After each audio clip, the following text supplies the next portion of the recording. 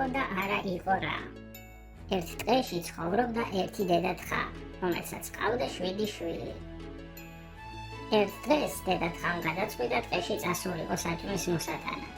დაუძახა შვილებს და დაუბარა: შვილებო, მე საჭმლის მოსატანად უნდა წავიდე ტყეში. ჩემ მოსვლამდე კარი არ გაუღოთ არავის, განსაკუთრებით კი მგელს. ის ბოროტია და თუ შიგნით შემოვიდა, ყველას შევჭამთ. როგორ ვიცნობდებით, რომ მგელია? კითხეს პატარა თხევმა.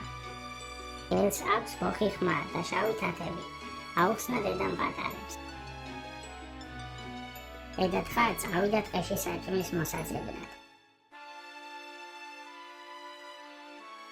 ამასობაში მგელი ტყეში დასეირნოდა. უცებ თხების სუნი ეცა, სუნს გაჰყვა და მიადგა პატარა თხების სახლს. მივიდა კართან და გაიფიქრა, რომ პატარა ცხვრებს შეჭამდა. მივიდა კართან და აკაკუნა და თქვა: შვილებო, მე ვარ დედა თქვენი, გამიღეთ კარი.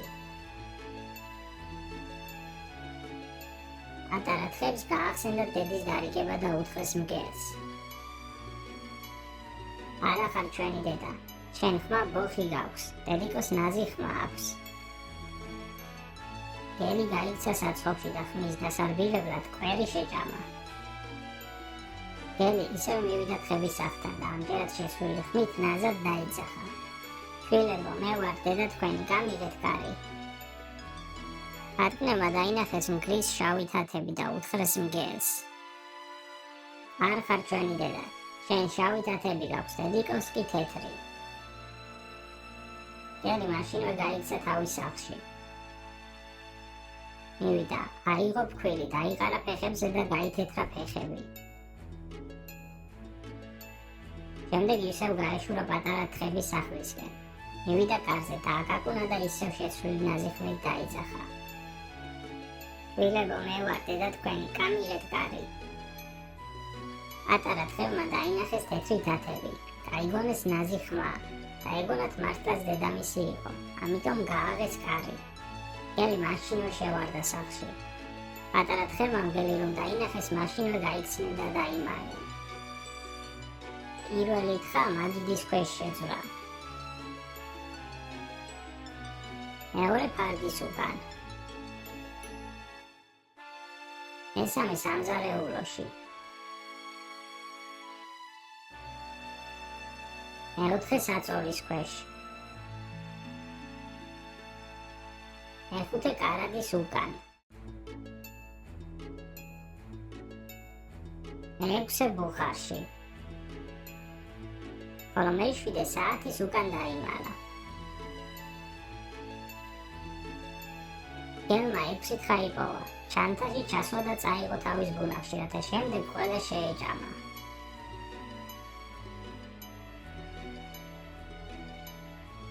ცოტა ხანში დედათხა უკან დაბრუნდა სახლში.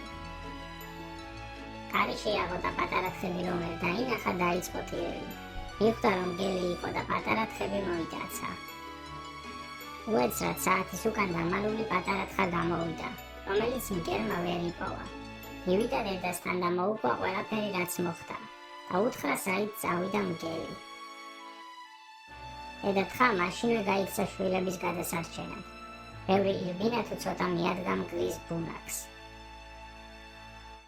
მგელი ამასობაში ემზადებოდა, რომ შეეჭამა პატარა თხები.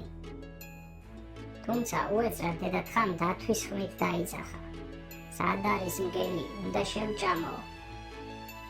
მგელმა ეს რომ გაიგო, ძალიან შეეშინდა.